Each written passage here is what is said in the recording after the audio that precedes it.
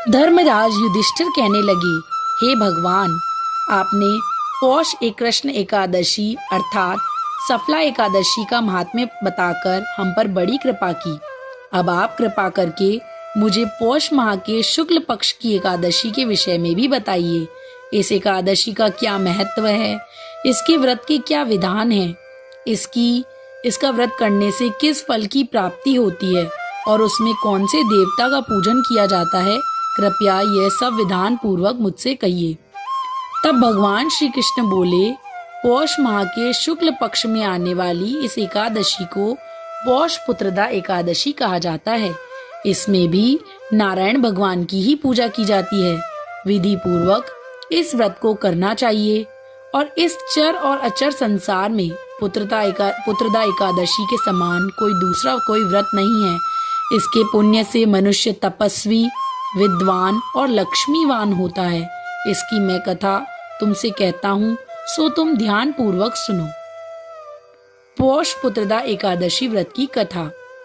भद्रावती नामक नगरी में सुकेतुमान नाम का एक राजा राज्य करता था। उसके कोई पुत्र नहीं था। उसकी स्त्री का नाम शैव्या था। वह निपुत्री होने के कारण सदैव ही चिंतित रहा करती थी। राजा के पितर भी रो रो कर पिंड लिया करते थे और सोचा करते थे कि इसके बाद हमको कौन पिंड देगा। राजा को भाई बांधव, धन, हाथी घोड़े, राज्य और मंत्री, इन सब में से किसी से भी संतोष नहीं होता था। वह सदैव यही विचार करता था कि मेरे मरने के बाद मुझको कौन पिंडदान करेगा। बिना पुत्र के पितरों और देवताओं का ऋण मैं कैसे चुका सकूंगा। जिस घर में पुत्र ना हो उस घर में सदैव अंधेरा ही रहता है।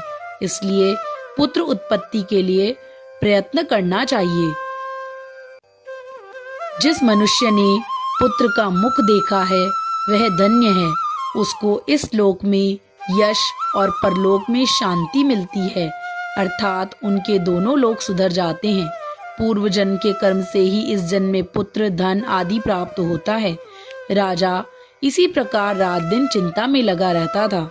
एक समय तो राजा ने अपने शरीर को त्याग देने का निश्चय भी किया, परंतु आत्मघात को महान पाप समझकर उसने ऐसा नहीं किया।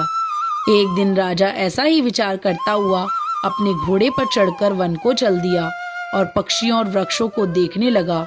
उसने देखा कि वन में मृग, व्याघ्र, सुअर, सिंह, बंदर, सर्प आदि सब भ्रमण कर रहे हैं। हाथी अपने बच्चों और हथिनियों के बीच में घूम रहा है। इस वन में तो कहीं गीदड़ अपने कर्कश स्वर में बोल रहे हैं, कहीं उल्लू ध्वनि कर रहे हैं। वन के दृश्यों को देखकर राजा सोच विचार में लग गया। इसी प्रकार आधा दिन बीत गया। वह सोचने लगा कि मैंने कई यज्ञ किए, ब्राह्मणों को स्वादिष्ट भोजन से भी तृप्त किया, फिर भी मुझको दुख प्राप्त हुआ क्यों? राजा प्यास के मारे अत्यंत दुखी हो गया और पानी की तलाश में इधर उधर फिरने लगा। थोड़ी दूरी पर राजा ने एक सरोवर देखा। उस सरोवर में कमल खिले थे तथा सारस, हंस, मगरमच्छ आदि विहार कर रहे थे। उस सरोवर के चारों तरफ मुनियों के आश्रम बने हुए थे। उसी समय राजा के दाहिने अंग फड़कने लगे। राजा शुभ शकुन समझकर घोड़े से उतरकर मुनियों को दंडवत प्रणाम करके बैठ गया।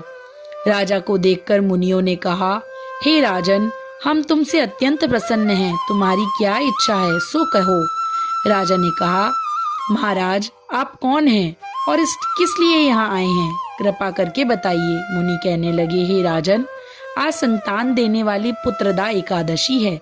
हम लोग विश्व देव हैं और इस सरोवर में स्नान करने के लिए आए हैं। यह सुनकर राजा कहने लगा कि महाराज, मेरे भी कोई संतान नहीं है। यदि आप मुझ पर प्रसन्न हैं तो मुझे एक पुत्र का वरदान दीजिए। मुनि बोले, हे राजन, आज पुत्रदा एकादशी है, आप अवश्य ही इसका व्रत करें। भगवान की कृपा से अवश्य ही आपके घर में पुत्र होगा। मुनि के वचन को सुनकर राजा ने उसी दिन एकादशी का व्रत किया और द्वादशी को उसका पारण किया। इसके पश्चात मुनियों को प्रणाम करके महल में वापस आ गया। कुछ समय बीतने के बाद रानी ने गर्भ धारण किया और 9 महीने पश्चात उन्हें एक पुत्र की प्राप्ति हुई। वह राजकुमार अत्यंत शूरवीर, यशस्वी और प्रजापालक हुआ। श्री भगवान बोले, हे राजन, पुत्र की प्राप्ति के लिए पुत्रदा एकादशी का व्रत करना चाहिए। जो मनुष्य इस महात्म्य को पढ़ता या सुनता है, इसे अंत में स्वर्ग की प्राप्ति होती है। बोलो पौष पुत्रदा एकादशी की जय। बोलो लक्ष्मी नारायण भगवान की जय। बोलो विष्णु भगवान की जय।